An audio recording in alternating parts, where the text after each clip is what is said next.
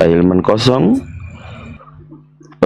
Pak Jibril, assalamualaikum warahmatullahi wabarakatuh. Waalaikumsalam warahmatullahi wabarakatuh. Semua. Waalaikumsalam. Masya Allah. Ini begitu ngebahas soal sejarah nih, seru nih udah nih, aduh kacau. Siap. Nah, Bang Jibril itu terlalu tinggi untuk lawanku. Kok jiper? Enggak apa-apa, kita belajar sejarah sedikit, yuk. Sejarawan yang percaya Yesus disalib. Pertama Flavius Josephus, kedua Tacitus. Ya, oke. Dari ibu Benar. dong, jangan dari saya dong. Ini tunggu ini.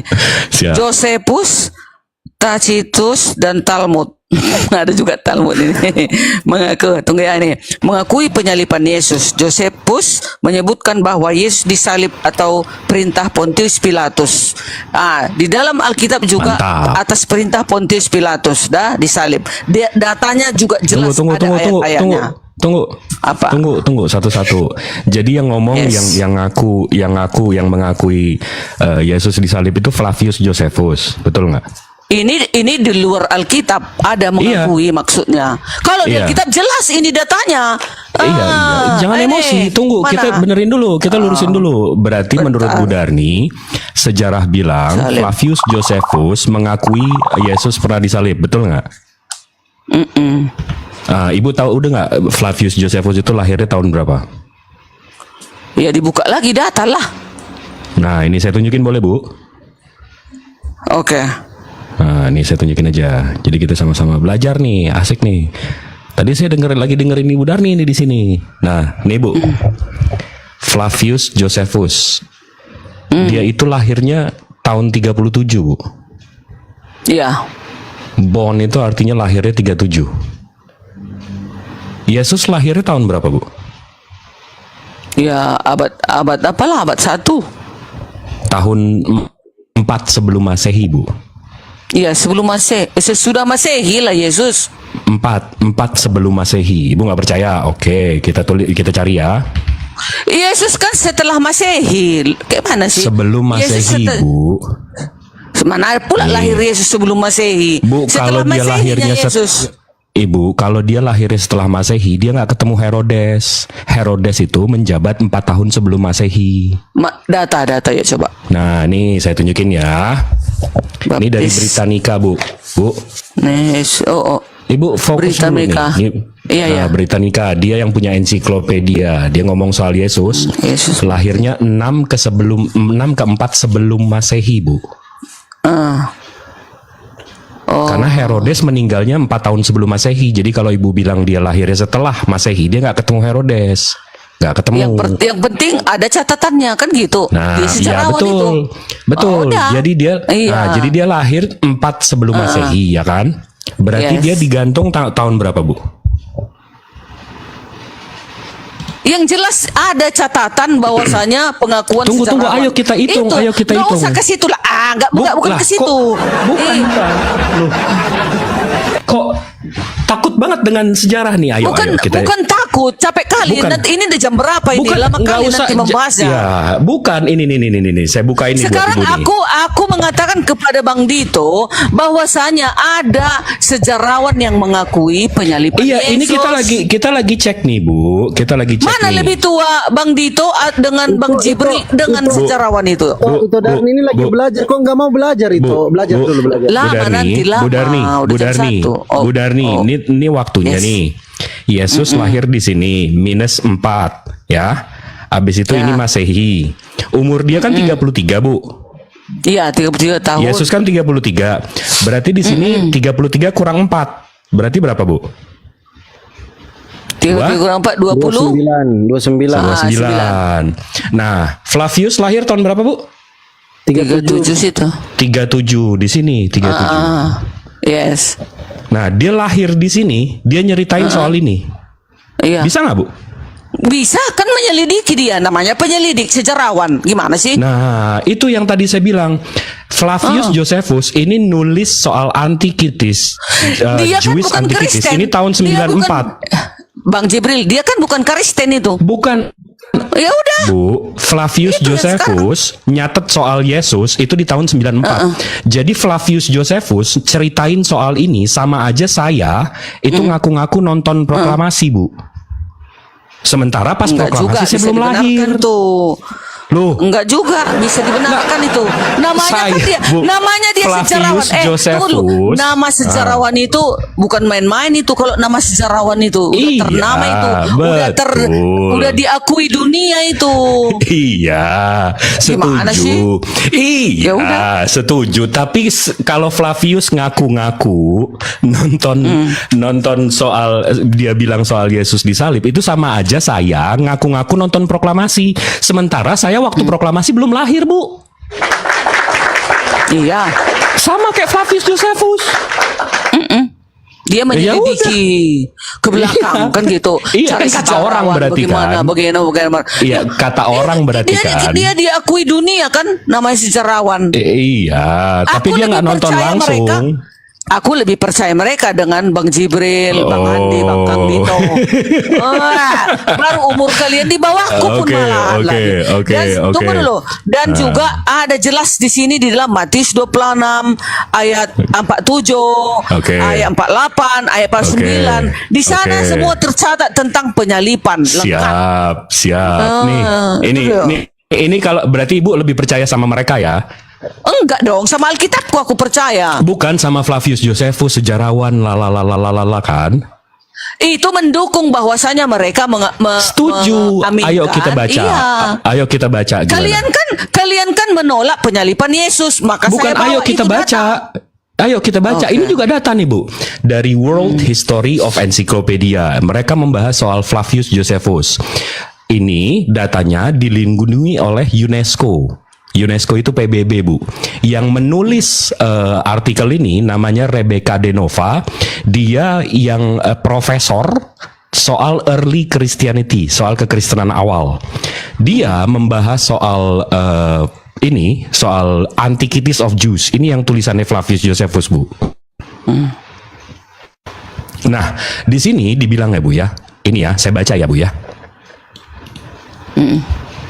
Para ahli memperdebatkan apakah bagian ini awalnya ditulis oleh Josephus atau ditambahkan oleh seorang Kristen di kemudian hari untuk memvalidasi kepercayaan Kristen. Jadi catatan Flavius Josephus ini, Bu, itu udah ditambah-tambahin sama orang Kristen.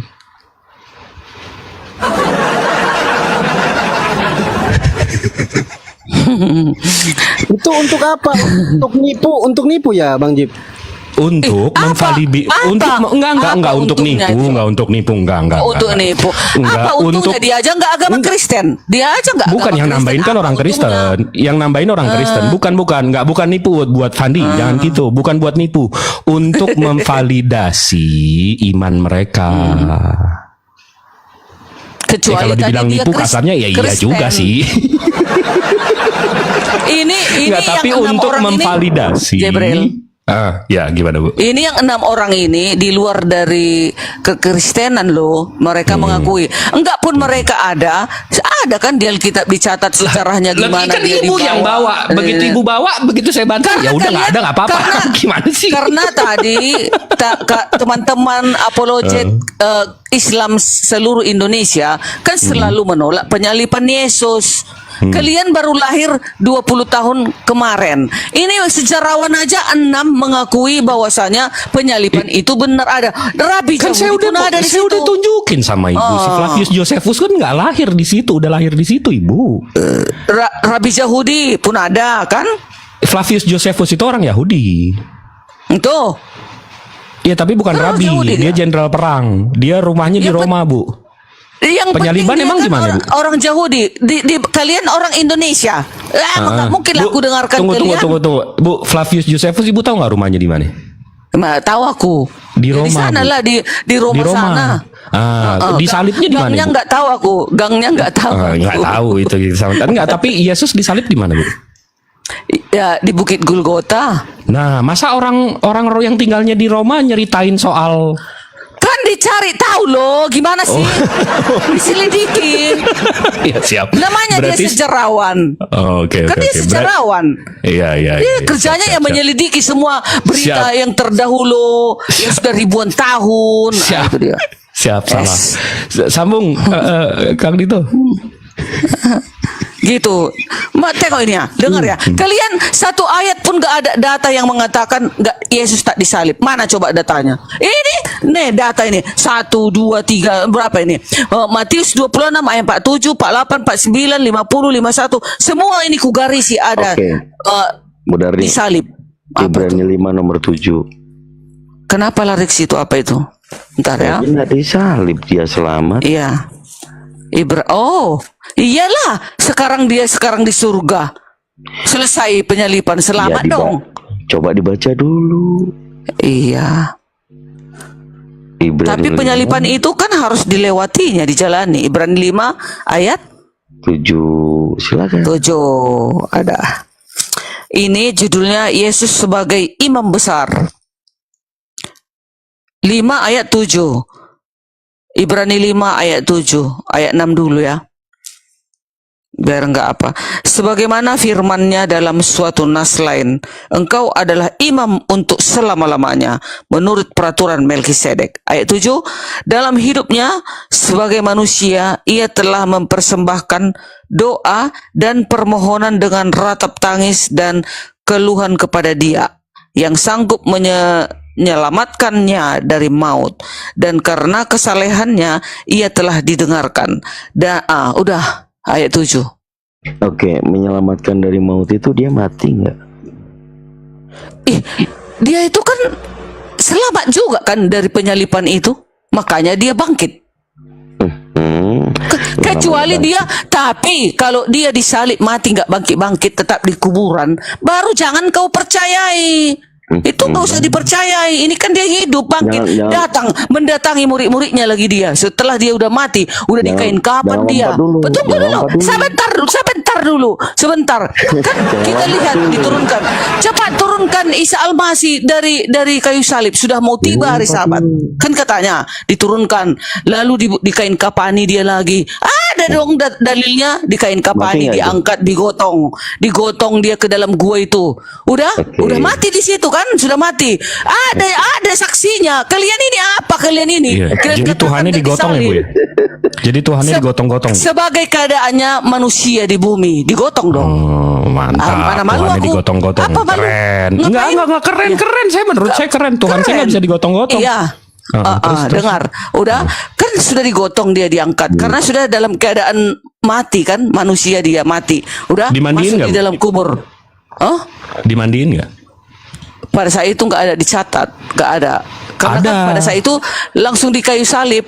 Ada dia Bu, ada diturunkan. dimandiinnya. Wah, Ibu mainnya kurang jauh Bagus lah. berarti. Nah, tuh ya maaf kalau aku nggak baca datanya. Oke, kalau dimandiin lebih bagus lagi kan gitu. Ini, udah setelah. ini Berarti saya ada tunjukin. saksinya kan? Ada. Oke. Ini Lebih saya tunjukin nih, Bu. Mana? Nih. Nah, jadi kalau Ibu orang Katolik, ini malah jadi saya ngajarin. Jadi ada namanya Apa? Gereja Holy Scriptures. Oh. Ini batu tempat memandiinnya, Bu. Batunya dimandiin gitu.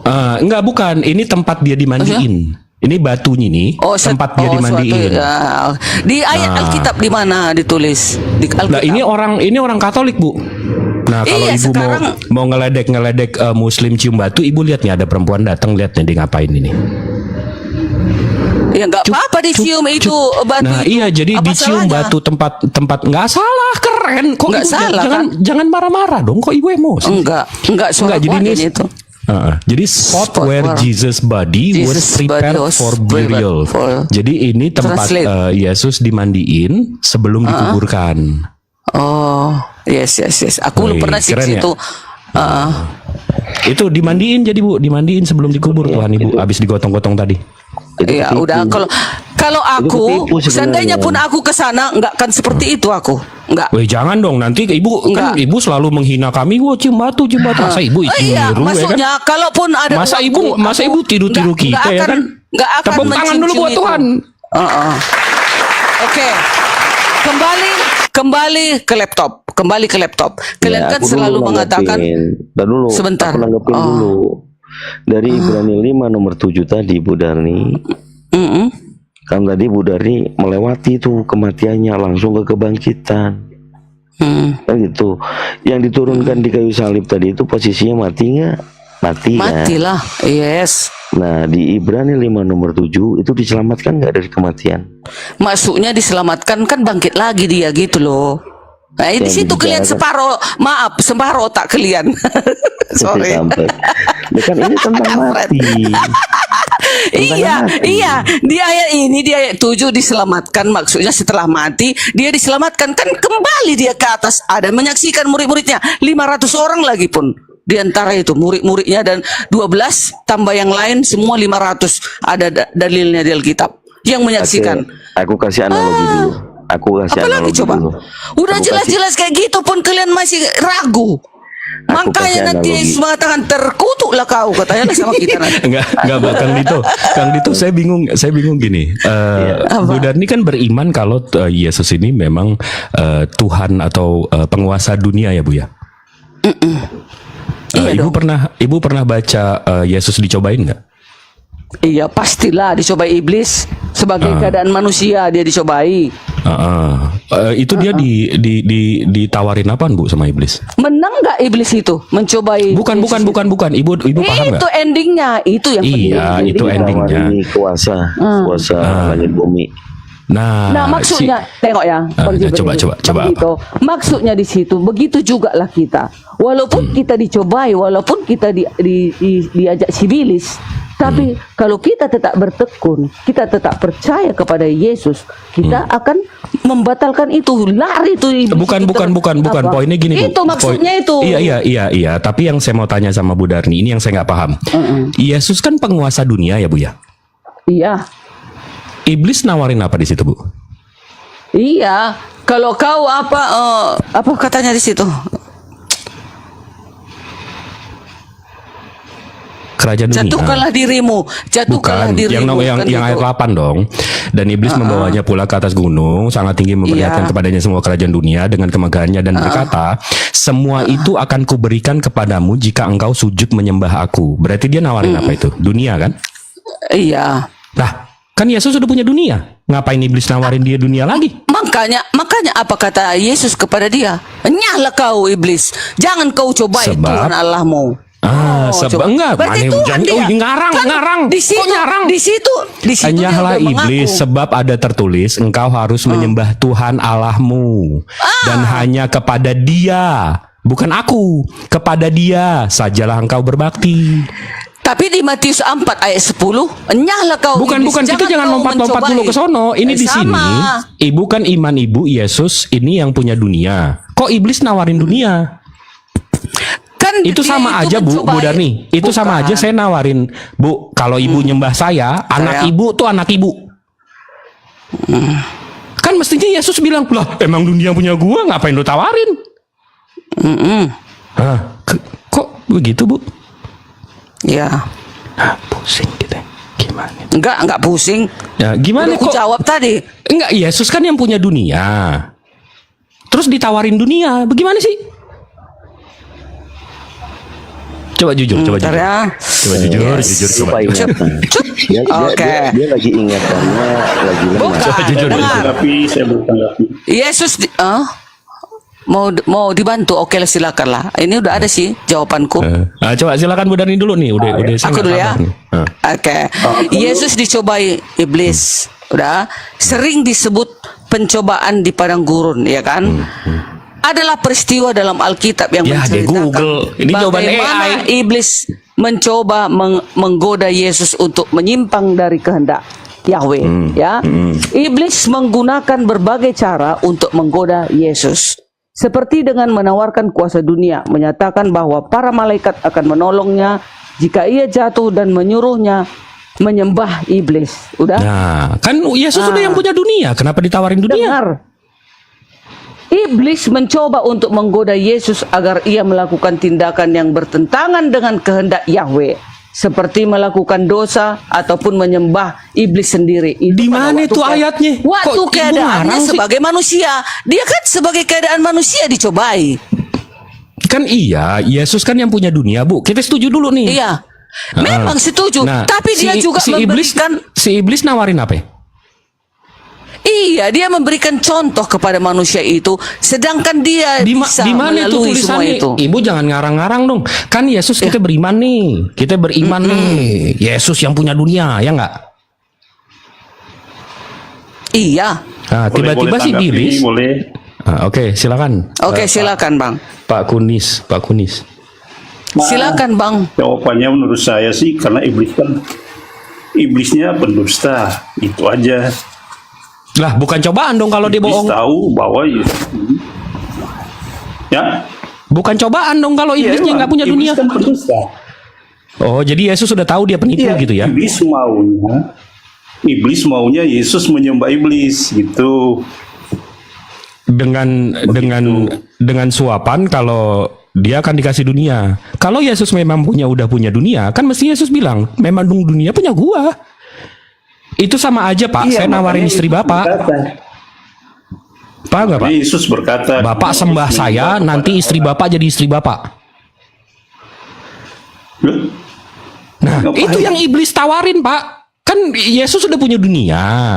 Yang iblis tawarin itu dunia. Dusta, Bapak segala dusta. Semua yang dikatakan iblis itu dusta. Tidak ada yang benar di dalam iblis. Semuanya tidak ada yang benar di dalam. Enggak, coba Bu Darni dulu deh. Bu Darni. Enggak nih Bu Darni mau jujur nggak sedikit? Oke, saya turun ya, saya pamit semua. Terima kasih waktunya. Terima kasih waktunya. Semoga Tuhannya Yesus memberkati, Pak.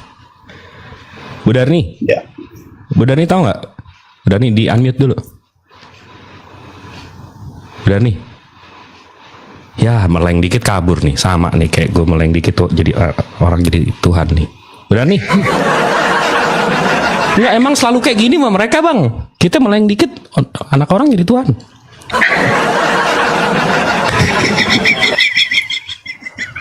Bu Darni.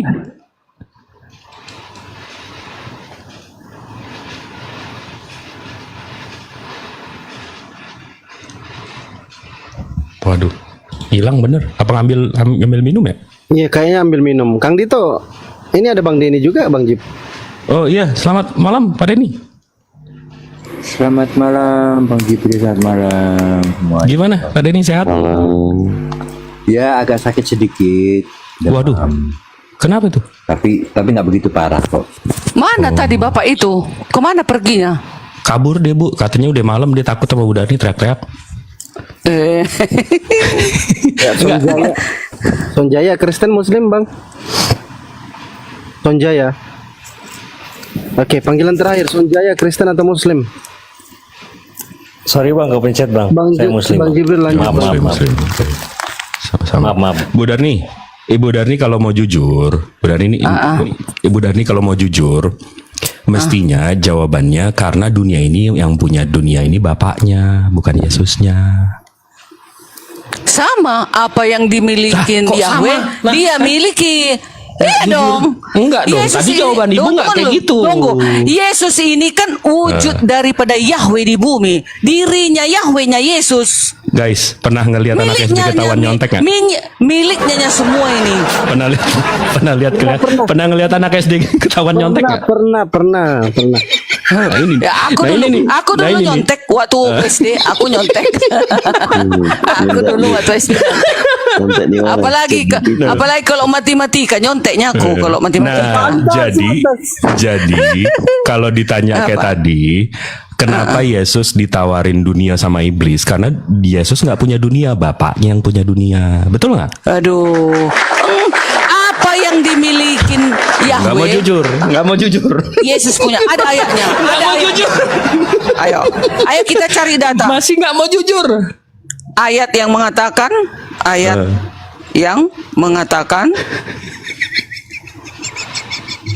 iblis yang menguasai dunia. Apa yang dipunya, apa yang dipunya. Dia lagi Google. Dari tadi jawaban Google mulu Bu Darni. Yahweh. Semua tadi AI. Udah Kang Dito, sambung Kang Dito. Juga. Saya kalau perang ayat gini agak pusing. Enggak dong. Perang ayat iyalah. Kalah Bang Jibril kalau perang ayat sama aku. Iya, kalah jelas Kata telak. Yesus. Ibu bisa ngarang-ngarang, saya nggak bisa. Bukan ngarang. Aku lanjutin gini Bu Darni. Apa yang mengatakan apa? Nih dengar. Tuh. Nih, ayat yang mengatakan apa yang dimiliki oleh Tuhan Yahweh juga dimiliki oleh Yesus. Yohanes 10 ayat 30 yang berbunyi, Aku dan Bapa adalah satu. Ada lagi tunggu dulu. Parah. Oke, entar dulu. 1 Yohanes pasal 5 nomor 19. 1 Yohanes 5 nomor 19. Baca yang keras. Oke, 1 Yohanes, bentar lah. Sabar ya. 1 Yohanes. Aku sebenarnya sambil belajarnya inilah. Iya betul, memang. Makanya Ayat tadi begitu 19. nggak bisa jawab, saya kasih contekan ya. Iya, 1 Yohanes 5 ayat 19. Kita tahu bahwa kita berasal dari Allah, dari Yahweh. Sorry. Kita tahu bahwa kita berasal dari Yahweh dan seluruh dunia berada di bawah kuasa si jahat. Nah, seluruh dunia tuh. Betul itu. Si jahat Memang siapa? iya. Si Yang jahat menguasai dunia ini si jahat ini si iblis. Iblis ISIS. Nah, Iya. terus hubungannya sama tadi akhi Jibril, Bang Jibril bilang Yesus waktu digodai oleh iblis akan diberikan apa? Kuasa dunia. Akan diberikan kuasa dunia katanya. Nah, jadi yang benar Yesus memiliki dunia, menguasai dunia atau iblis? Kan ada dua penguasa di bumi ini. Ada iblis, ada Tuhan. Nah lo. Iya. Nah, Dengar, masa kalian nggak tahu dua penguasa ini di bumi udah politeis nih begini. Penguasa kegelapan dan penguasa terang. Penguasa kegelapan itulah Iblis. Penguasa terang itulah Yesus. Gimana Kayak sih? dewa-dewa ya. Bang Jibril mirip dewa-dewa ya Bang Jibril. Iya, ini udah kalau kita nyembah Hades, nanti ada Zeus. Kalau kita nyembah Brahmana, ada Shiva. Nah, Ini ajaran dewa-dewa nih, Bu. ya udah. Nah, iya itu dewa-dewa begitu. Iblis kan kenapa iblis itu diberikan kuasa? Tuhan itu mau mencobai para umatnya, ciptaannya. Apakah kita mau menuruti si iblis ataukah kita menuruti Yesus? Oke. Jadi punchline-nya adalah Bu Darni pagan denominasi mana? Mana pagan aku? Advent. Advent aku. Iya, Aku pagan tetap Advent. berjalan. Pagan Aku Advent, tetap Advent. berjalan di dalam kebenaran. Ya, Mantap. Jadi, Ada dua kuasa, dua pencipta ya. Iya dong. Di dunia ini ada dua kuasa, kuasa kegelapan dan kuasa Coba, kebenaran. Bu, saya jujur nih mau nanya. Bu. Yes. Di mana Abraham ngajarin begitu, Bu? Ada dua kuasa gitu, Bu. Loh, masa nggak tahu sih? Kan ada iblis di mana? di dunia ini. Kan Iya. iblis masih Nah, dilepaskan di dunia ini ngarang untuk kan merayu. jawabannya. Bukan masa nggak tahu? di kitab Abraham. Di mana itu ajaran dua kuasa begitu? Coba di mana itu? Bentar, ku cari lagi biar cepat. Oke, mantap. maksudnya Ini cocok ini pasangan ini cocok kali. Cocok apanya sekarang? Cocok Kita sama Bang apanya? Jibril cocok karena mereka ini kepala ketua pagan. Coba. Aduh. Enggak kan kita kan Abrahamik ya, ajaran Abraham. Nah, di mana itu ajaran Abraham ada dua kuasa, dua pencipta begitu? Kan Setahu saya Abraham Tuhannya Kuasa. satu nih, satu kuasa, satu pencipta nih. Emang terang begini pagan tiba-tiba dan jadi dua. Ini yang bisa yang bikin Kegelapan. yoga jadi mualaf ini yang ini nih tema ini. Iya. Hati-hati budarnya, hati-hati budarnya. aduh, si Yoga itu walaupun kayak gitu pintarnya itu menurutku cemen masih itu bisa jatuh dia. Nggak usah menyerang pribadi, Ayat yang sering merujuk pada kuasa terang dan kegelapan adalah Yohanes 1 ayat 4 sampai Perjanjian 5. baru. Coba. Perjanjian baru. Kan Abraham penting saya nanya, ada. Bu. Yang Iya, penting ada. Abraham saya nanya Abraham di mana ngajarin ada dua kuasa. Tuh ya, di perjanjian lama lah ya, ayat yang mengatakan kuasa terang dan kegelapan di perjanjian lama.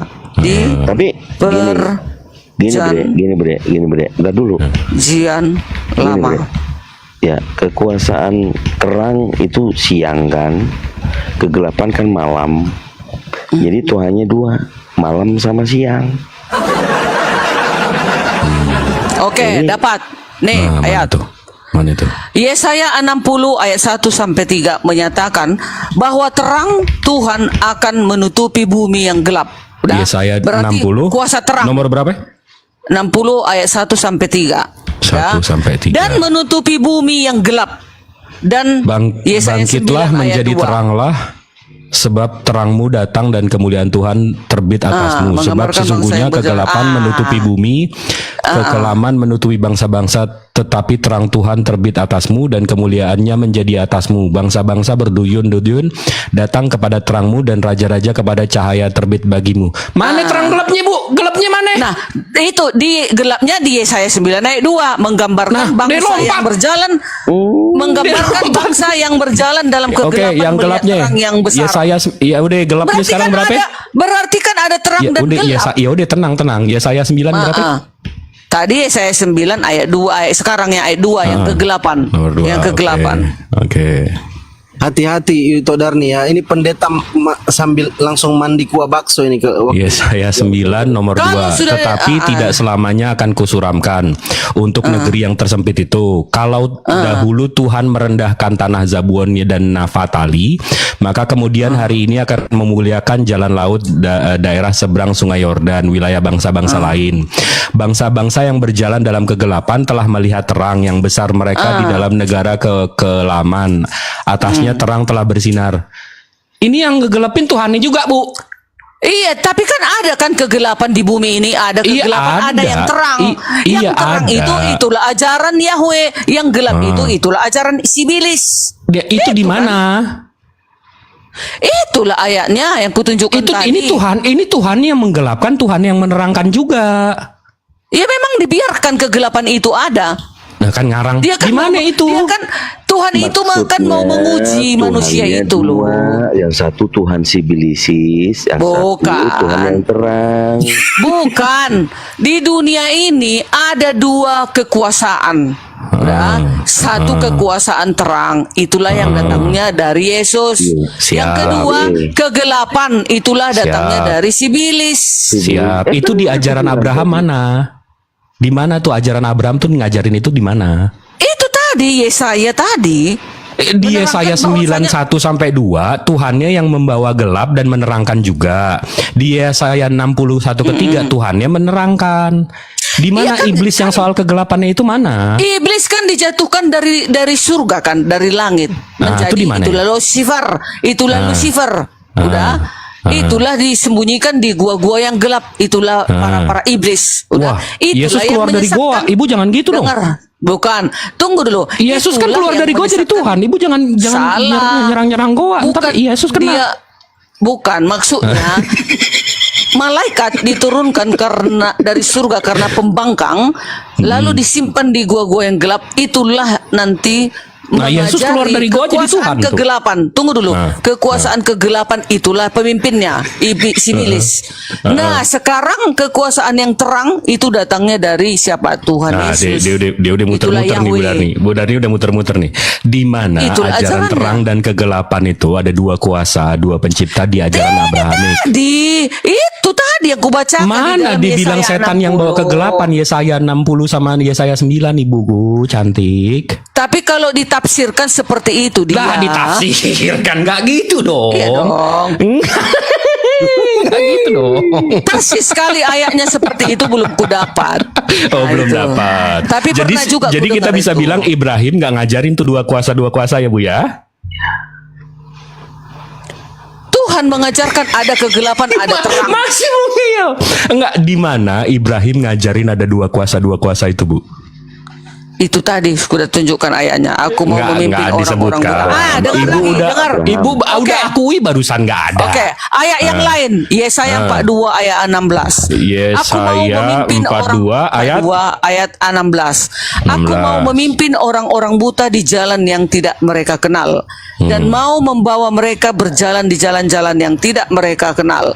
Aku mau membuat kegelapan yang di depan mereka menjadi terang, dan tanah yang berkeluk-keluk menjadi tanah yang rata. Nah, berarti kan Tuhan mana si bilisnya di situ, Bu? inilah kegelapan itu. Inilah si iblisnya. Orang dia mau menerangkan kok. Aku mau, maksudnya itu aku mau memimpin orang-orang buta di jalan Aku yang tidak mau mereka membuat kenal. kegelapan yang di depan mereka menjadi terang. Nah, Iya, masa iblis bikin terang? Dengarkan dulu ya. Oke. Maksudnya di sini di dalam Yesaya 42 ayat 16 ini Yahweh itu mau memimpin orang-orang buta. Maksudnya orang-orang buta yang berjalan di jalan kegelapan. Itu kan ajaran sibilis, ajaran kegelapan. Nah, di mana itu? Nah, aduh, ini dia loh Bang Jibril. Mana ajaran iblis tuh yang gelap-gelap tuh di mana? Ajaran iblis itu yang melakukan kejahatan, itulah yang gelap. Iya, itu kan tafsir Ibu. Di mana itu Ya. ditulis? Itulah tafsirnya. Di sini dibilang aku mau memimpin orang-orang buta di jalan yang tidak Ya. mereka kenal dan membawa mereka yang berjalan di jalan yang tidak mereka kenal. Aku mau membuat kegelapan yang di depan mereka menjadi terang dan tanah yang berkeluk-keluk menjadi tanah yang rata. Itulah hal-hal yang hendak kulakukan kepada mereka yang pasti akan kulaksanakan. Di mana di sini dibilang iblis menguasai kegelapan, ibuku yang cantik? Ya udah jelas itulah orang-orang yang dituntun di dalam kegelapan itu kan Dikarang orang-orang yang di dalam Udah Kang Dito gelap lah. ini enggak berarti Baru udah jelas ada. ya. Abraham nggak Yesaya. ngajarin tuh dua kuasa kayak tadi ya. Masih ada. Nah, masih udah ada, mau tadi. coba lagi, siap. Yeremia Lagi tuh. 13 ayat 16. Yeremia 13 ayat 16. 13 ayat 16. Oke. Permuliakanlah Tuhan Yahwehmu sebelum ia membuat hari menjadi gelap. Nah, Tuhan Yahweh-nya yang buat gelap. Lagi. Nah, Tuhan Yahweh-nya yang buat gelap. Udah pagan. Nah, dengar dulu. Sebelum kaki Tuhan Yahweh-nya yang bikin gelap. di Ibu baca atas nggak nih, Bu? Bukit-bukit yang diliputi senja, sementara kamu menanti-nantikan terang, tetapi ia menjadikan hari kelam pekat dan mengubahnya menjadi Tuhan gelap Yahweh-nya yang gulita. bikin gelap. Maksudnya di situ ayat itu ada loh artinya itu. Kan kejeblos sendiri, Bu. Yeremia 13:16 dibilang permuliakanlah Tuhan Elohimmu sebelum ia membuat hari menjadi gelap. Jadi yang buat gelap siapa, Bu? Iya. Di situ kan dikatakan Yahweh. Iya, bukan si Bilis. Tunggu ya. Nah, 16. Astagfirullahaladzim. Oke. Astagfirullahaladzim. Ini ibu Budar ini lagi memperjuangkan kepaganan ini. Ayo, girohnya kuat nih, semangatnya. Yeremia 13. Yeremia Aduh, bantu aku. 13. Yeremia 13 ayat 16 tadi mengarahkan umat Tuhan untuk memberikan kemuliaan kepadanya sebelum kegelapan datang. Udah. Ini adalah peringatan untuk tidak menunda ibadah dan memuliakan Yahweh. Karena hukuman dan kegelapan bisa datang dengan cepat jika umat tidak bertobat dan kembali kepadanya. Nah, itu kan sebelum dia bertobat, dia itu kan berada di dalam kegelapan. Itulah penguasanya si iblis. Masa nggak ngerti sih Nah, ayat kita itu? baca nih Bu, 13:16 ya Bu ya. Permuliakanlah Tuhan Elohimmu sebelum ia membuat hari menjadi gelap. Jadi yang buat gelap siapa, Bu? Iya, Yahweh. Nah, di mana itu ajaran dua penguasa, yang satu gelap, yang satu terang tuh di mana itu, Bu? Di sini justru dia menjelaskan membuat Yahweh bikin gelap juga. Dia bikin terang, dia bikin gelap. Maksudnya sebelum dia membuat gelap, sebelum kuasa iblis itu ada di situ gitu. Sebelum Itu ia maksudnya. membuat hari menjadi gelap, itu di mana Iya. iblisnya di situ? Kegelapan itu kan simbolnya iblis. Ngarang, kan ngarang. Nah itu Ngarang kan? nggak ngarang. Memang Ini di sini di Elohimmu sebelum ia membuat hari menjadi gelap. Siapa yang membuat gelap? Iya. Iyanya siapa? Aduh, hurufnya gede tuh, Bu. Iya, I-nya gede tuh. Nah, ayat ini Ya, kan ibu yang bawa deh ke Sandung. Nih kecelakaan tunggal nih. Enggak. Ini kecelakaan tunggal nih. Kalau di jalanan kecelakaan tunggal, nggak ada yang goyangin, nggak ada yang dorong, dia jatuh sendiri nih. Dengar, kegelapan itu maksudnya arti gelap bukan maksudnya siang malam, bukan gitu loh maksudnya. Kegelapan jadi apa itu maksudnya yang dimaksud dengan situ ya bisa merujuk pada keadaan yang gelap dan tidak bahagia yang akan menimpa umat jika mereka tidak mendengarkan perintah Yahweh. Nah, kegelapan itu maksudnya dia berada di dalam perintah sibilis. Itu maksudnya. Iyanya di situ siapa, Bu? Elohim sebelum ia membuat hari menjadi gelap. Iyanya di situ siapa? Yahweh. Nah, yang buat gelap berarti Yahweh kan? Iya, maksudnya kegelapan di situ adalah merujuk pada keadaan yang gelap boleh dan tidak bahagia yang akan menimpa umat jika mereka tidak mendengarkan perintah Yahweh. Itulah maksudnya di dalam kegelapan. Berarti kan ada penguasa kegelapan di bumi ini. Siapa? Itulah orang melakukan kejahatan. Itulah Siapa? sekarang yang ngambil Bukan ginjal penguasa manusia. kegelapan siapa? Itulah penguasa kegelapan, setan. Siapa? Duh, Ya, di sini si dibilang iblis lah. Yahweh. Aduh, bukan gitulah. Capek deh. Udah Ini nyerah. ayat yang bawa ibu. Nyerah aja. Ibu yang capek. Nggak ngerti kalian, nggak ngerti Bang Jibril, terserah. Bu, terserah. enggak nih. Ini kalau ibu Capek mau deh. jujur nih, ibu kalau mau jujur nih, ajaran Iya. Abraham, penciptainya itu satu, penguasanya itu satu. Iya dong. Iblis itu nggak ada kuasa, Bu, tapi diizinkan untuk Iya, menggoda ku- kita. Nah, Iya, tapi tiba-tiba kuasanya- di perjanjian baru ada dua kuasa, satu Yesus, satu iblis, ada dua kuasa. Nah, itu pagan. Sementara ajaran Abraham itu nggak ngajarin kayak gitu, Bu. Habis ini Kan di dicontek nih. perjanjian lama, Dicontek di nih, perjanjian dicontek. lama kan ada Dicontek. iblis kan. Itulah orang-orang yang melakukan kejahatan, itulah yang gelap. Itu maksudnya loh. Yang nguasain siapa ya? Kegelapan itu juga. Yang menguasai kegelapan itulah si iblis. Sibilisis. Bukan Tuhan. Yes. Yang menciptakan siapa?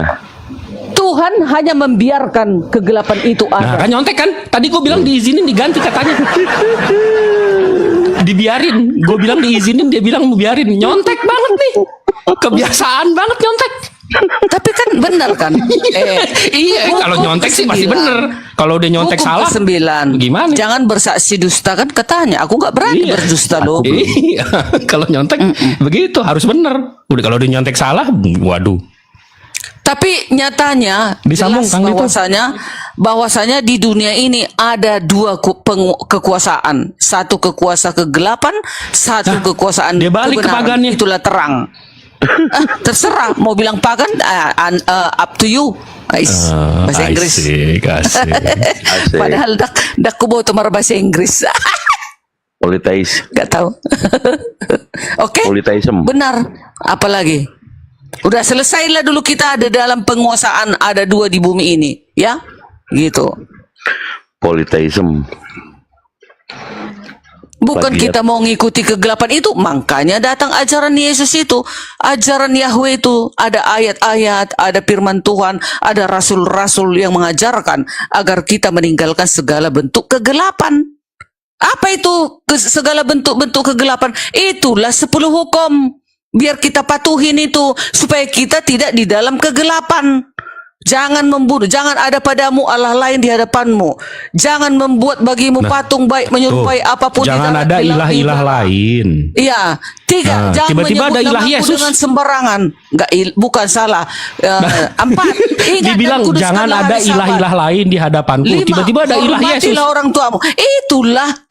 Bu, itu ilah itulah Yesus yang apa harus kabar kita sehat, lakukan. Bu? Biar kita terang. Oke. Bu Darni, kan dibilang jangan ada ilah-ilah lain. Ya. Nah, tiba-tiba ada ilah Yesus. Yesus itu kan diri Yahweh, bukan ilah lain itu. Lah, itu yang Allah Yesus, Allah Bapa, Allah Roh Kudus, Allah yang Yesus. ilah lain itu berhala-berhala di luar dari Yahwehnya Abraham, Ishak dan Yakub. Itu yang setan. 1 Ya kan, Tawarikh iya, 16 ayat iya. 26. Di luar Lah, itu dari ilah Yahwehnya Yesus. Abraham. Itu ilah Yesus. Yesus itu kan dirinya Yahweh. Firman Itu di mana itu dibilang aku adalah Yahweh? Hah? Di mana itu Yesus bilang aku adalah Cakwe? Coba saya Makanya pengen dibilang tahu. Yesus, aku adalah yang awal dan yang akhir, yang maha kuasa Alfa dan dan yang Omega. akan datang. Yes. Bu, Tuhan itu nggak berawal, Bu. Wahyu 1 ayat 8. Bu, iya, Tuhan itu nggak berawal. Yesus ada awalnya berarti. Bu, jangan dulu lari-lari. Kan kata Nah, Bang ini saya Bang ngikutin Jibril, ibu ke Alfa dan Omega kan. Yesus ilah lain kan itu tadi Bang Jibril bilang. Iya, habis itu Yesus Yesus ibu bukan bilang. ilah Iya, habis lain. itu ibu bilang enggak. Yesus bilang aku adalah Alfa dan Omega. Tuhan itu nggak berawal dan nggak berakhir. Yesus ada awalnya berarti kalau ada Alfa. Alfa kan artinya awal, Ibu. Cantik. Yes. Nah, Iya. berarti dia ada awalnya. Iya, Tuhan kan dia nggak datang ke berawal. bumi. Bu, awalnya maksudnya sewaktu dia lahir ke bumi, jahir ke bumi. Wih, zahir. Udah pakai bahasa Al-Quran lagi. Enggak. Yesus bilang aku adalah Alfa. Berarti dia ada awalnya dong. Iya, sewaktu dia datang ke bumi kan ada awalnya kan. Tuhan ada awalnya nggak, Bu? Ya Tuhan itu yang nggak ada awalnya, nggak ada awal dan akhirnya. Tuhan nggak ada awalnya. Yesus ada awalnya nggak, Bu? Yesus karena datang sebagai keadaan sebagai manusia. Panik. Yesus ada awalnya nggak, Bu? Jahir dia, jahir. Iya. Itulah ada awalnya nggak? Itulah awalnya. Itu awalnya jahir. Sekalian aja Waktu datang jabir. Jangan jahir, jabir. Nah itu. Enggak, kan kita udah setuju nih Tuhan nggak ada awalnya. Manusia. Kita kan udah setuju nih Tuhan nggak ada awalnya. Iya, Yahweh itu tidak ada awalnya. Nggak ada awalnya. Kan Yesus ada awalnya nggak? Yesus itu kan datang sebagai keadaan manusia. Ada dong awalnya. Iya, terserah. Ada awalnya nggak? Itulah yang lahir itu awalnya. Berarti bukan Tuhan dong kalau ada awalnya. Kan dia datang sebagai manusia. Gelarnya aja Tuhan. Gelarnya iya, dia tapi Tuhan. dia ada awalnya kan? Iya. Bukan Tuhan kan kalau kalau ada awalnya? Kan datang sebagai manusia ke bumi. Iya, terserah deh mau datang kek, mau dijemput kek, terserah. Dia ada awalnya nggak? Ada awalnya. Kan itu disetuju Tuhan nggak ada awalnya. Yang nggak ada awal itulah Yahweh yang tak kelihatan roh itu. Yesus ada awalnya nggak? Yesus kan datang ke bumi harus ada awalnya dong. Ya, dia lahir. Ya, katanya Tuhan nggak ada awalnya. Iya kan Yesus itu datang ke bumi sebagai manusia. Udah mentok lagi di sini. Padahal gue udah ikutin dia. Dia jangan ke sono. Begitu. Di situ jawabannya. Mana mau aku diarahkan kalian? Enggak, saya ngikutin ibu kebentok sendiri. Ini kecelakaan tunggal lagi Alvan One PK. Aduh, oh Tuhan, kuatkanlah aku, oh Tuhan. Masya Allah. Giroh membela kepaganan ini mantap. Semangatkan aku Tuhan Yesus melawan Bang Jibril dan Bang Dito. Udah gitu kalau pagan aja loh, Bu. Kok pagan? Enggak sih pagan. Kok pagan? Tuhanku sekarang berada di surga. Di mana pagannya? Terus Tuhan Roh Kudus jelas. Terus Roh Kudus itu kan roh Yahweh. Itu yang menyertai kita. Makanya ditiupkan roh kepada kita agar kita hidup. Roh Kudus itu makanya dikatakan itu adalah roh Yahweh. Jadi yang kegelapan tadi itu roh Yahweh nggak ikut-ikut? Yang kegelapan itu kan Sibilis. Oh. Beda kan? Nggak ikut-ikut dia. Itu kan malaikat yang jatuh dari surga itu, yang Sibilis itu, yang pembangkang itu, turun ke bumi, lalu dia berkuasa untuk membawa umat-umatnya kembali lagi agar ada kawannya nanti di neraka. Ya. Makanya kenapa nggak dibasmi itu? Kembali begini, Bu Darni, Abraham itu mengajarkan nggak kalau ada dua penguasa? Tapi sudah saya baca tadi di dalam Yesaya. Ada kegelapan. Jangan. Nggak ada di Yeremia 13, Yesaya 42, Yesaya 9. Di situ Tuhannya menciptakan kejahatan dan menciptakan kegelapan, dua-duanya. Nah, iya. Iyalah, dibiarkannya itu kejahatan itu ada agar dia mengetahui bagaimana hasil contekan gue tuh. Bukan, ada ayatnya kan di dalam Yesaya yang kemarin kita bahas itu. Bang Jibril. Oke. Di Yesaya mana itu? Baik. 45 nomor 7. Saya kasih dulu. Apakah Yahweh dengan Sibilisis sama-sama menghasut Daud? 2 Samuel 24 nomor 1 itu Yahweh membujuk Daud. 1 Tawari 21 nomor 1 iblis yang membujuk Daud. 1 Tawari berapa? 1 Tawari 21 nomor 1 itu iblis. Ia membujuk Daud. Jadi yang benar iblis atau Yahweh? Oke, yang satu lagi? Daud. Yang satu lagi berapa? 2 Samuel 24 ayat 1 Samuel. Sebentar, aku cari buku dulu.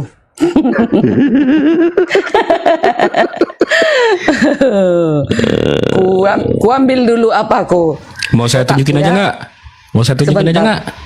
Ditunjukin aja lah, biar cepet. Ntar masih cari kacamata lagi alasannya. Saya tunjukin aja nih Bu Darni. Enggak. Iya boleh. Enggak. Aku Ini dua di sini. Iya, aku mau cari arti yang itu. Arti jangan di Google. Iya, biar ku jelaskan. Oke, biar Google yang jelasin. Oke, nih saya bacain dari sini. Ini kan tulisan orang Kristen ini. Iya. Ini saya baca ya, Bu ya. 1 ayat 1. Oke. Saya baca ya, Bu ya. Di 1 Tawarikh 2:11, iblis bangkit melawan orang Israel dan ia membujuk Daud untuk menghitung orang Israel. Siapa yang menyuruh? Iblis. Di 2 Samuel 2:41, bangkitlah pula murka Tuhan terhadap orang Israel. Ia menghasut Daud melawan mereka. Firman-Nya, pergilah hitung orang Israel, orang Yehuda. Siapa di sini yang nyuruh? Yahweh. Jadi yang mana nih yang nyuruh ngitung? Iblis? Baik. Apa Tuhan? Ya. Ini penjelasan 1 Tawarikh 21 ayat 1 dan 2 Samuel 24 ayat 1 menjelaskan tentang tindakan Raja Daud yang menghitung jumlah penduduk Israel dan Yehuda, namun dengan perspektif yang berbeda. 2 Samuel 24 ayat 1 menyatakan bahwa Tuhanlah yang menghasut Daud untuk melakukan sensus itu, ya kan? Sementara di 1 Tawarikh 21 ayat 1 mengatakan bahwa iblislah yang menghasut Daud untuk menghasut. Ya kan? Jadi Ibu cuma ngasih tahu apa yang saya bacain ayat ini. itu. Tunggu. Dibilang di sini keluar di sono. Iya, ayat ini dengarkanlah. Dengarkan. Siap. Ayat ini menekankan pada kedaulatan Tuhan dan bagaimana ia mengizinkan Daud untuk melakukan sensus yang kemudian menjadi dosa. Ayat ini menyatakan bahwa Tuhan membujuk Daud untuk menghitung jumlah orang Israel dan Yehuda. Itu yang ayat 2 Samuel 24 ayat 1. Yang 1 Tawarikh 21 ayat 1, ayat ini yang ditulis dalam kitab Tawarikh menekankan yang kita tanya. Menekankan pada peran iblis dalam menghasut Daud untuk melakukan sensus. Jadi Yahweh pakai peran iblis gitu maksudnya. Ada peran iblis, ada. Enggak, jadi siapa? Yahweh. Apa? Jadi siapa yang nyuruh Daud ngitung itu siapa? Ada peran iblis, ada peran Yahweh. Kan dibilang. Iya, jadi Yahweh apa iblis? Ada peran Yahweh, ada peran iblis. Iya, jadi siapa yang nyuruh? Kan sudah aku bilang, nyuruh Yahweh, nyuruh iblis juga ada di situ. Di mana tuh dibilang Yahweh nyuruh iblis? Kedua ayat tersebut menjelaskan tentang sensus yang dilakukan oleh Daud dan konsekuensinya. Kan sensus itu menyuruh menghitung. Sensus itu kan. Di 2 Samuel 2:4 ayat 1 menekankan pada peran Tuhan dalam mengizinkan tindakan Daud. Sementara 1 Tawarikh 21 ayat 1 menekankan pada peran iblis dalam menghasut Daud. Udah itu aja itu. Iya, berarti siapa yang nyuruh siapa? Apa dia kerja sama nih? Yahweh sama iblis? Bukan kerja sama. Namanya juga udah dikatakan di setiap tubuh kita ini ada 2 penghasut. 1 Yahweh dan 1 Yahweh menghasut sekarang. Yahweh menghasut kita untuk melakukan kebenaran. Bu, dia penguasa pencipta, kenapa jadi dia penghasut? Iya dong, kan Yahweh yang menggerakkan kita untuk melakukan kebenaran melalui Roh Kudusnya. Kalau iblis juga berperan untuk mengambil kita, kan begitu. Berarti setara nih. Kan dibiarkan si iblis tadi itu. Tadi bilangnya biarkan, sekarang setara. Yang satu menghasut, yang satu menghasut juga. Enggak mungkinlah setara Yahweh dengan iblis, tapi dibiarkan. Ibu yang nyetarain kalau Yahweh menghasut biar kita berbuat baik. Si iblis tadi menghasut kita untuk melakukan hal jahat. Iya, itu. Berarti sama dong mereka, setara dong. Enggak setara lah. Hanya setara untuk menghasut. Nggak setara tapi hanya setara. Bagaimana sih? Bedakan dengan setara kekuasaan Yahweh itu beda. Tapi kan iblis ini kan dibiarkan di bumi ini untuk menguji bagaimana manusia itu, ya, gitu. Ya, Teguh dulu antimu apa Burdrek? Enggak, jadi tetap nggak kejawab nih. Jadi siapa yang suruh ngitung? Tuhan mengizinkan iblis untuk menghasut Daud sebagai bagian dari rencananya untuk mendidik Daud dan rakyat Israel. Kesimpulan, kedua ayat tersebut kedua ayat tersebut memberikan pemahaman yang berbeda tentang tindakan Daud yang menghitung jumlah penduduk. Namun keduanya mengarah pada satu kesimpulan, sensus tersebut adalah dosa dan memiliki konsekuensi yang serius. Nggak nyambung. Ya, itu kan sensus itu. Saya dengar ada sensus. Apa nggak dilaporin ke BPS? Dilihat sensus. Iya, jadi Bu, sekarang kita analoginya yang gampang deh. Jadi Yahweh-nya ini KPU. Habis itu si iblis ini yang ngambil suaranya ya?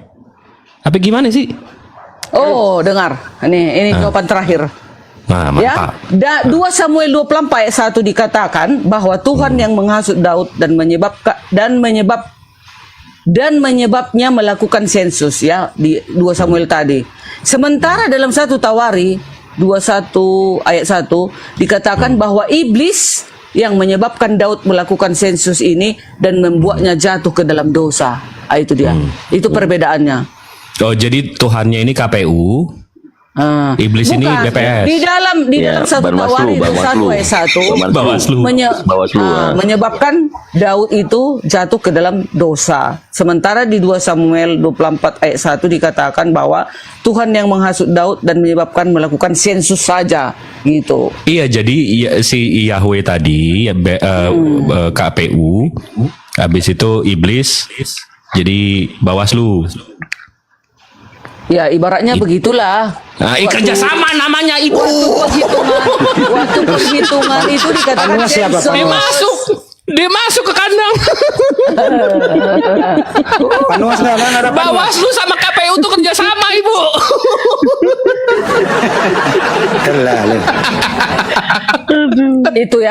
Itu ya kesimpulannya ya, udah kujawab ya. Kesimpulannya udah kujawab. Kedua ayat tersebut memberikan pemahaman yang berbeda tentang tindakan Daud yang menghitung jumlah penduduk. Namun keduanya mengarah pada satu kesimpulan, sensus tersebut adalah dosa dan memiliki konsekuensi yang serius. Itu maksudnya. Jawabannya jadi yang membujuk Daud siapa yang benar? Yang membujuk Daud ya, yang untuk yang kebenaran itulah Yahweh di ayat yang pertama tadi. Terus iblis yang di dua Tawari membuat yang Daud menjadi jatuh kepada dosa. Parpol kan, money politik gitu. Gitu ya. Oke, udah kujawab. Jangan lagi lah keempat kali. Iya, jawaban itu bukan Ibu. Jawaban Ibu katanya. Jawaban Ibu tuh mengulang pertanyaan, mengulang yang dibaca. Kalau menurut kalian, Bang Jibril kan sebagai panwas nih. Komentar dong, gimana si panwas ini kok diem baik? Saya udah puas begitu Bu Dani bilang mereka udah kerjasama. Mantap, Bawaslu sama KPU memang mesti kerjasama, mesti solid. Ya, Aki, kalau ada Tuhan kerjasama, berarti pagan nggak tuh? Oh iya, harus begitu. Ya pagan. Itu Tuhan apa? Itu Tuhan apa boyband tuh rame banget begitu? Oh, itu juga yang menyebabkan Yesus tersalib ya, Kang Dito, Bang Jibril, karena kerjasama. Solid. Oke, mantap sekali. Tambah satu lagi. Iya, tambah satu lagi itu limasnya itu yang mengarahkan Paulus. Limas Romawi. Tapi ada yang tidak mau kerjasama. Benar nih ya, kalau ini saya di pihaknya Bodar nih. Ada yang tidak mau kerjasama, yaitu si Bilisis. Benar nggak benar nih? iya si Bilis memang nggak mau kerjasama dengan Tuhan. Setuju ini gimana ini panwas nih? Si Mereka kan tolak belakang. Mereka kan bertolak belakang. Jadi makanya di diri kita ini manalah setuju iblis kepada Yahweh, ya. Dia bekerjaannya dilakukannya untuk menghasut manusia ini agar jatuh ke dalam dosa gitu. Sementara Yahweh menghasut untuk melakukan hal baik, betul nggak? Iya dong. Ya. Setara kan mereka berarti? Mana setara itu? Lah yang dua-duanya menghasut? Kan Yahweh itu kan membiarkan apa menghasut? Mulai lagi dari awal. Enggak nih, membiarkan apa menghasut? Momentum. Ya, pokoknya seperti itu ya.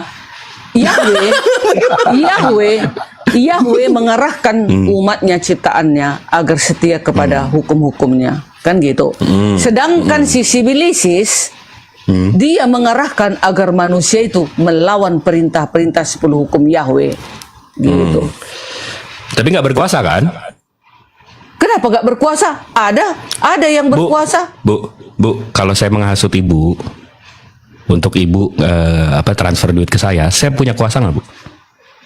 Ya punya kuasa kalau aku mau mentransfernya. Loh, kan ibu yang transfer, ibu yang tahu pinnya, ibu yang punya rekening. Kuasa saya di mana, Bu? Saya cuma nggak menghasut doang. Kan begini, contoh si Bilis, kalau dia berkuasa untuk menghasutku, tapi kalau aku lebih percaya kepada Yesus, ini kusingkirkan ini si Bilis, nyala kau iblis, ku bilang. Di mana kuasa saya tuh kalau ibu bisa ngenyah-ngenyahin saya tuh? Nggak menang dia sama aku iblis itu. Iya kan ibu bisa ngenyah-ngenyahin saya. Di mana kuasa saya? Tunggu dulu. Makanya kenapa Tuhan tidak menghabisi si Bilis itu? Kenapa Tuhan tidak menghabisi? Dia mau menginginkan ciptaannya ini setia atau enggak kepadanya. Gitu. Betul. Yes. Tapi kuasa saya menghasut ibu di mana? Ya, kan dibiarkan itu berjalan. Iya, dibiarin sama Tuhan biar saya bisa menghasut ibu kan. Supaya ketahuan. Iya, Tuhan membiarkan saya untuk bisa menghasut ibu. Iya dong. Nah, kuasa saya di mana? Saya nggak bisa maksa ibu, saya cuma bisa menghasut ibu. Kalau saya bisa maksa, saya ada kuasa. Ini kan saya nggak bisa maksa. Iya kan, si Bilis ini tadi berusaha tipu muslihatnya masuk dong. Segala macam tipu. Saya bisa maksa nggak, Bu? Dustalah kau lakukan agar aku mau saya bisa maksa nggak? Olehmu. Saya bisa maksa ibu untuk transfer ke saya nggak? Nggak bisa. Nah, di mana kuasa saya berarti? Ya memang nggak ada kuasa si Bilis. Nah, tadi katanya iblis berkuasa. Hanya kalau manusia itu mau, baru dikatakan berkuasa. Iya. Aku contoh, tunggu dulu. Tadi katanya iblis gak ada kuasa, sekarang iblis berkuasa. Jibril, contoh kayak aku udah punya suami nih, udah ada suamiku baik, suamiku ini. Ganteng lagi. Ganteng lagi, coba bayangkan, sayang sama aku dan anak-anakku, keluargaku. Datang si Bilis, iya, datang si Bilis. Derni, itu ada lagi cok ganteng, bogon-bogon, pasti kau enak, bosan, masa itu tuh suamimu, kan katanya. Nah, masa rendang mulut tiap hari? Masa kau makan ikan nasi merendang atau ganti-ganti lah sekali-sekali makan ayam penyet, kan katanya juga, ya kan? Nah, sekarang aku mau ikut dia atau enggak? Kalau aku tidak mengikuti dia, berarti aku tetap berada di dalam kebenaran. Itu dong. Si Bilis itu berjuang untuk menghancurkan aku. Berkuasa nggak dia? Ya, berkuasanya kalau aku mau berkuasa dia. Kalau aku dia bisa mau, maksa dia tak berkuasa. Dia bisa maksa ibu nggak? Dia hanya merayu saja, dia licik-licik aja ditaruh. Dia bisa maksa ibu nggak? Tipu-tipu aja yang dilakukan iblis. Iya, betul, setuju. Dia bisa maksa ibu nggak? Nggak bisa. Terus kuasanya gimana kalau nggak bisa maksa-maksa? Kuasanya banyak orang yang menang dibuatnya. Banyak manusia itu karena orangnya aja yang dodol dong. Buktinya berkuasa si Bilis sama dia karena orangnya itu memang itu karena orangnya yang dodol kan, bukan karena kuasa si iblis. Gitu dia. Iya, dia sukses karena orangnya aja yang dodol, betul nggak? Nah, disitulah makanya kenapa Yahweh bukan jangan bisa aja kan Yahweh itu menghembuskan itu para iblis itu. Nyala kau semua kau. Gimana ngembusnya?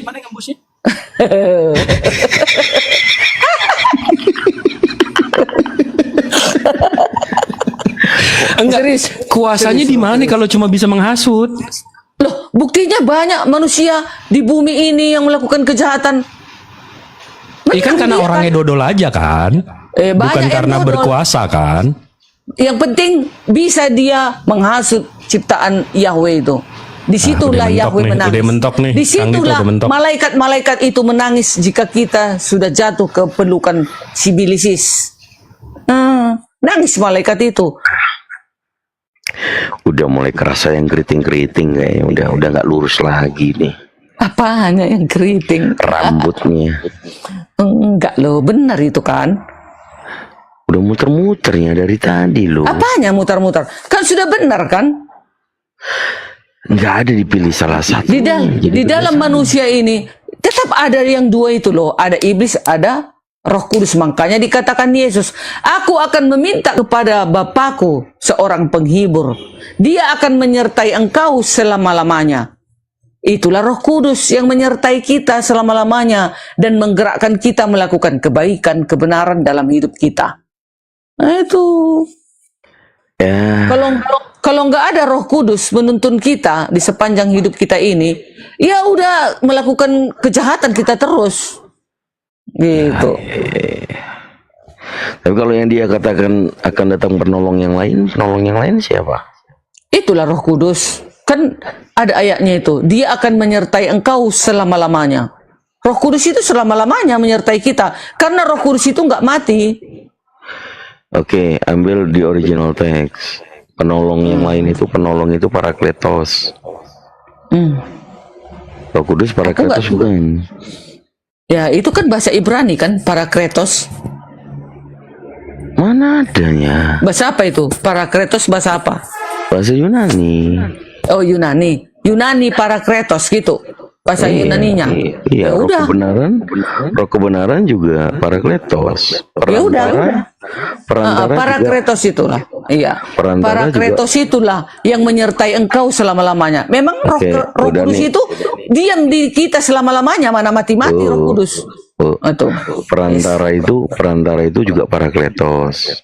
1 Yohanes pasal 2 nomor 1. Kita memiliki perantara, yaitu Yesus Kristus. Yesus perantara. Iya dong, perantara kepada Elohim. Nah, terus penolong yang lain seperti Yesus ya apa? Penolong yang lain rohnya Yahweh itu, Roh Kudus. Itu kan nggak mati. Kalau mati bukan itu. Dia hidup selamanya, menyertai engkau selama-lamanya. Kan katanya. Oke, dengarkan lagi sekali lagi. Yesus sebagai perantara. Perantara itu Parakletos. Penolong yang lain Parakletos. Roh kebenaran Parakletos. Iya. Apa semuanya Yesus? Iya, itu roh Yesus. Roh Yahweh. Buset. Iya dong. Yesus dan Yahweh kan sama. Hanya dia sebagai keadaan manusianya turun ke bumi.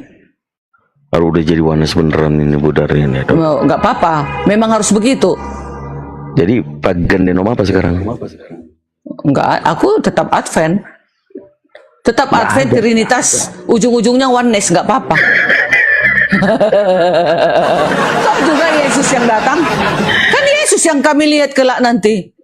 Kami akan melihat wajah Tuhan kami yang sebenar-benarnya. Inilah wajah Tuhan kita yang kita nanti-nantikan. Kan katanya. Bu Darni kalau lagi happy, dia Trinitas. Kalau kedesak jadi oneness. Bukan terdesak. Memang ke situnya arahnya. Cuman kadang kami umat Kristen ini ada sok-sok jago, sok-sok mau membenarkan dirinya. Harusnya orang Kristen ini sama-sama satu arah dia. Udah benar sebenarnya itu. Roh Kudus Yesus. Hanya iya, kalau di Trinitas sih benar kali dong. Tapi kalau di oneness kan nggak mungkin lah Yahweh turun ke bumi tersalib. Gimana coba Yahweh bisa disalib? Jadi kalau Yesus berdoa kepada Bapa, sewaktu dia berdoa, dia sebagai keadaan sebagai manusia, berdoa dia kepada keilahiannya, itulah Yahweh. Kan datang sebagai manusia dia, merendahkan diri. Yahweh itu datang sebagai manusia. Selama ada di dunia, Yesus bukan Tuhan. Tuhan, gelarnya tetap Tuhan, nggak bisa mati itu gelar itu. Katanya manusia gimana sih? Datang sebagai manusia, sebelum datang kan dia kan memang Tuhan. Datang sebagai manusia, artinya manusia ini bukan Tuhan. Kan sudah dikatakan malaikat. Dia Tuhan dan Juru Selamat. Ya kalau begitu, datang sebagai Tuhan. Oke, dia juga Tuhan datang turun. Nah, itu oneness itu. Iya. Dia Tuhan, tetapi keadaan sebagai manusia. Gelarnya Yesus ini tetap Tuhan. Berarti yang mati gelarnya di tiang Tuhan. Yang mati di tiang salib ya Bapak. Bukan salah, enggak. Oh, kalau Bapak mati, udah tolol lah kita pikirkan. Iya, oneness itu. Itulah peo kali kepikiran orang itu, masa Yahweh bisa disentuh. Macam mana Yahweh? Kalian kutanya dulu, macam mana Yahweh bisa disentuh ciptaannya? Apa enggak? Aduh, cocoknya dibenturkan otak kita ini ke tembok itu biar pecah sekalian. Masa Yahweh bisa terbunuh? Jelas-jelas dia tak bisa disentuh. Oh, maksudnya gini Bang Andi. Yang disalibkan itu kedagingannya, betul ya? Iya, keadaan sebagai manusia kan merendahkan. Berarti waktu disalib dia bukan Tuhan. Gelarnya tetap Tuhan, kan nggak bisa mati Tuhan. Berarti Bapak itu. Oh kan Tuhan itu nggak bisa mati. Keilahian itu nggak bisa mati, yang mati Atau kecuali gini, ada jalan keluarnya, benar nih, on off. Ya. Kalau dia bermujizat, dia Tuhan. Kalau dia lagi tidur, dia manusia. Siang jadi Tuhan, malam istirahat jadi manusia. Itu. Tapi gitulah ya. Ya gitulah katanya. Bukan. Yang disalib itu bukan Yahweh. Itulah Trinitas. Aku lebih percaya kepada Trinitas di saat itu, ya. Nggak mungkin dong Yahweh bisa dibunuh ciptaannya. Nggak mungkin dong Yahweh bisa disentuh. Nggak bisa tersentuh. Yahweh itu roh, tak kelihatan, tak terhampiri. Ya, nah, kenapa Wones punya pemikiran begitu? Kan pasti ada datanya. Karena Kolose itu kan. Enggak. Wones itu begitu karena dia malas dimainkan on off daripada menghindari Tuhan tidak. Nah, disatuin aja udah gitu loh. Justru lebih parah lagi, Yahweh itu bisa disentuh oleh ciptaannya. Aku nggak mau punya Tuhan seperti itu. Bisa jalan, Yahweh itu tersentuh. Jalan keluarnya adalah Islam. Enggak dong, Islam lebih parah. Islam lebih parah. Sementara yang datang kan Yesus, Bang Andi. Yesus yang menghakimi dunia ini. Yesus yang menyuruh para malaikatnya mengumpulkan segala bangsa dan itu doktrin. Yang ini bukan kita membahas tujuannya dulu nih. Kita bahas dulu oknumnya nih gitu loh. Tujuannya nanti dulu. Kalau udah kelar oknumnya ini, baru kita tujuannya apa. Bang Andi, maaf, kalau di tempat kalian Quran surat 19 ayat 71, kalian kan dikatakan mendatangi neraka. Mana mau mendatangi neraka? Mendatangi kebakaran juga nggak kita kebakar kok, nonton doang neraka. Oh, ada Ibu Darni di situ berlutut selamanya ya. Selamat tinggal gitu. Kalau di Kristen Bang Andi, kalau di Kristen, dengerin tujuannya, orang yang bertakwa diselamatkan. Orang kafir berlutut selamanya di neraka, begitu. Dan di dalam surat Al-Qiyamah ayat 23. Iya, mulai lagi dia. Di dalam keislaman juga kalian nanti akan melihat wujud Allah kalian itu yang sebenarnya. Tapi kalian tak pernah ada ku dengar wujud Allah kalian bagaimana. Kalau kami nyata, Yesus. Karena kami kan belum mati. Hah? Kami kan belum mati. Bagaimana nanti di akhir zaman, ya, seharusnya ada dalilnya. Di dalam Al-Quran, dari saya ajarinnya, kalau Islam itu manusia itu berasal dari Allah kembali kepada Dia. Innalillahi wa inna ilaihi rajiun. Kita ini manusia diciptakan kembali ke penciptanya untuk bertanggung jawab. Mudah kalau Islam itu. Kalau nanti dijanjikan nanti kamu akan melihat Allah, ya insya Allah kita bertemu dengan pencipta kita. Iya, siapa yang kalian temukan? Nggak ada, tahu kalian kan? Ya nggak bisa kita kisahkan sekarang karena kita belum ke sono. Harus ada dalilnya, harus. Jadi masa kita ini nggak ada daripada kalau Tuhan kami ada.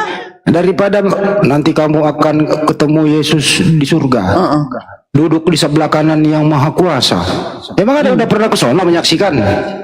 Jelas-jelas Yesus berkata. Enggak, saya tanya dulu Darni. Sewaktu dia emang udah dengerin dulu, emang udah ada orang Kristen ke sana balik lagi jadi saksi? Kan kata Yesus sendiri berkata, aku akan pergi ke rumah Bapa, ke rumah Yahwehku. Jadi kita percaya.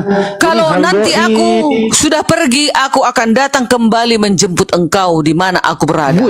Itu yang paten. Itu paten. Jadi Yesus datang menjemput ibunya. Jadi Yesus yang cabut nyawa ibunya. Maksudnya menjemput, kita nanti sudah mati nih kan, udah mati, udah. Nah, kita mati, masih di dalam kubur kita istirahat. Setelah kedatangannya di akhir zaman kedua kali, dia akan menjemput kami umat-umat percaya yang percaya kepadanya Tuhan dan penyelamat kami. Memang udah dia akan membangkitkan. Sebenarnya udah ada yang pernah jadi saksi melakukan itu. Kan Yesus berkata sewaktu dia hidup di bumi. Ya begitu juga tadi di Islam Allah Subhanahu wa taala berkata, berfirman. Tapi gitu di Islam nggak ada dijanjikan kalian nanti. Siapa bilang Nabi berkata? Mana dalilnya? Semua umatku masuk surga kecuali yang nggak mau. Itu Nabi kami menggaransi. Itu dalilnya. Semua umat Nabi Muhammad Sallallahu Alaihi Wasallam masuk surga kecuali yang tidak mau. Siapa yang tidak mau? Ya Budarni gitu. Loh, sedangkan Yesusku sekarang di surga. Aku memilih yang sudah di surga dong. Dia kan sekarang di surga Yesus. Budarni tidak ada kata surga. Budarni tidak ada kata surga di Bible loh. Iya, langit. Ya, tapi langit itu berada di surga. Abraham Yahweh bicara kepada hanya di Al-Quran ada namanya surga. Iya, surga. Itu kan bahasa Indonesianya, kan nggak salah di bahasa Sanskerta itu. Bahasa Sanskerta itu diartikan dari Al-Quran dulu yang menerjemahkan dari kata jannah, firdaus gitu. Juga yang mau dibawa adanya uranon, langit. Bahasa Ibrani itu Yunani. Ya, uranon itu diterjemahkan ke bahasa Indonesia bukan surga tapi langit. Cuma LAI membodohi Anda harus surga. Namanya dia janji semu. Enggak dong, bukan membodohi. Itu kan udah translate loh. Karena Bang Handi Bang Handi terakhir ini aku mau tidur. Bang Handi, karena bahasa Arab itu adalah milik Yahweh, jadi kita juga bisa pakai. Iya dong. Kan nggak ada dikatakan ayatnya bahasa Arab adalah milik umat yang beragama Islam. Jangan kita itu kan bahasa Yunani. Iya. Apa salahnya kan karena ini di Indonesia ditranslate bahasa Indonesia dan disahkan pula itu pemerintah. Ya udah berarti langit bukan surga. Iya langit. Oke, di langit. Ya udah, jadi ibu aja di langit dong. Di atas di langit ketiga. Hati-hati nanti ya. Sebagaimana di Ayub, dengar ini. Di Ayub itu hati-hati ketiban tiang langit, bergoyang-goyang tuh tiang langit di Ayub. Ada tiang itu kan kata peribahasa apa namanya itu? Bahasa apa namanya itu? Bukan betul-betul ada tiangnya, enggak. Cuma ada maknanya itu loh. Makanya Alkitab ini semua itu ada, apalagi Wahyu, simbol-simbol itu semua ada. Gitu Bang Handi. Kembali ke topik sebelum Budarni tidur.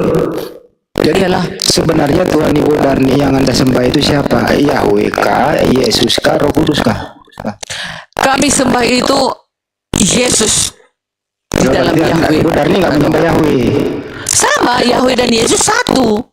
Nggak bisa. Yesus itu kan diri Yahweh. Firman Yesus dan Yahweh itu beda. Yesus berkata Lukas 22:6-9, ya, sampai saat ini atau mulai hari ini sampai saat ini anak manusia duduk di sebelah kanan Yahweh. Jadi duduk berpisah tempat. Enggak salah. Duduk di sebelah kanan itu maksudnya kekuasaan penuh kepada yang kelihatan. Yesus itu sampai hari ini masih dia anak manusia. Enggak di surga dia. Di surga dia di langit di surga. Oke lah di surga. Tapi kan ada lagunya tuh, Yesus tidak berubah. Iya, Tuhan Yesus dia berkata Maria sekarang. Enggak, setelah kebangkitan. Makanya dia berubah wajahnya kan berubah. Ya udahlah, turun aku. Besok lagi lah. Udah jam 1:30 loh. Oke lah Bang Handi, Bang Vito. Ya, makasih ya Budarni. Makasih ya. Tuhan berkati kita. Anda luar biasa. Yes. Udah capek aku Bang. Iya. Kang Dito. Bang Andi, ya aku tutup dulu yang ada di YouTube. Terima kasih buat semuanya ya. Selamat beristirahat dari awal video sampai akhir video, mulai diskusi Bang Yoga tadi. Apabila ada kata keliru dari kami mewakili teman-teman semua di sini mengucapkan mohon maaf yang